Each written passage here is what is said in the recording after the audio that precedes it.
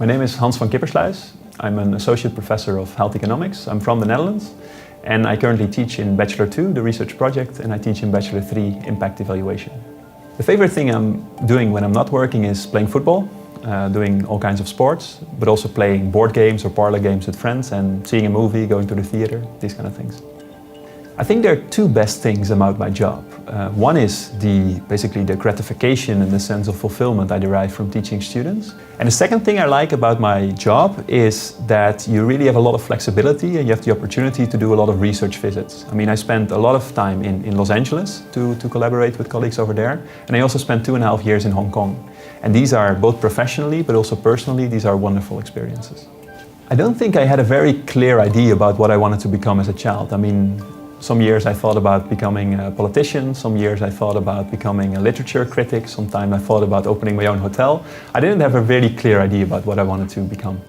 But when I was doing my master thesis, I realized that I enjoyed the research. I enjoyed the thinking part, the data analysis part, the writing down of my research ideas. And at the same time, around the same time, one of my professors asked me whether I would be interested in doing a PhD. And at first I was doubting, I didn't even really know what it involved doing a PhD. But then I also got in touch with a professor in health economics, Eddie van Doorselaar. And that really made me very excited because he sort of sketched that I could be applying econometrics, applying the things that I had learned during my study on a socially relevant problem, namely health. And this is what made me really excited to start an academic career and do a PhD. My inspiration for doing this type of research mainly started when I was visiting Los Angeles in 2009. This was one of my first research visits and I was staying in Venice Beach. And what I saw there really fascinated me. I mean, if you walk there on the boulevard of Venice Beach, you see people being offered pizza slices for $1, very big cans of Coke, and a lot of people there are overweight and from lower socioeconomic groups. And I took my bike and I sort of cycled a few blocks away from there to go to the Whole Foods market, which is an organic, very expensive supermarket. And there you see the complete opposite. There's banners that say, your health starts here. There is people walking there with their own personal trainer, only eating juices and vegetables.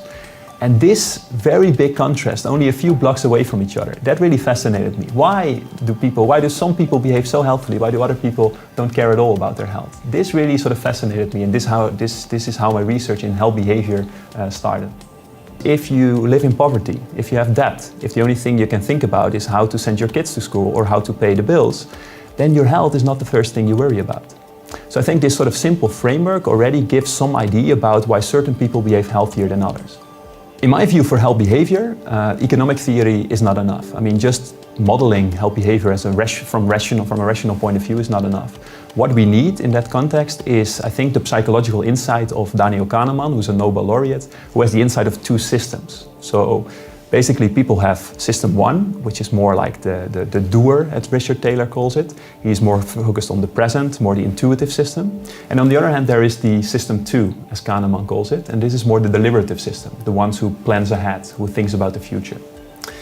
And the way that they think about, I think the way we can also think about health behavior is that it's sort of a constant negotiation between this planner and the doer in that case. And so that involves self-control. Because if you have to follow your intentions, if you have to follow the ideas of the planner, this actually involves some self-control. So what we are trying to do now is basically extending the economic theory, the rational theory of health behavior, by incorporating this idea of two systems, the role of self-control and the role of temptations. And I think this may help to actually understand not just the intentions that people form, but also why their actions sometimes deviate from their intentions. I did another study with a colleague from Hong Kong, in which we observed teenagers in the United States that were sort of initiating smoking. And what we know is that 80% of smokers start before the age of 18, so teenagers is clearly the group that you want to target. It's mostly emotionally unstable pupils, emotionally unstable teenagers who are most susceptible to peer effects. And I think this is pretty interesting because this perhaps opens up some avenues for policy to intervene, in the sense that we could try to train emotional stability such that these students are better able to resist peer pressure or better able to resist the pressure of bad role models. But we could perhaps also think about stratifying groups in a different way. As a student, you should realize that you're privileged to study what you want and where you want. So I think you should take this opportunity, take your studies seriously, but never take yourself too seriously.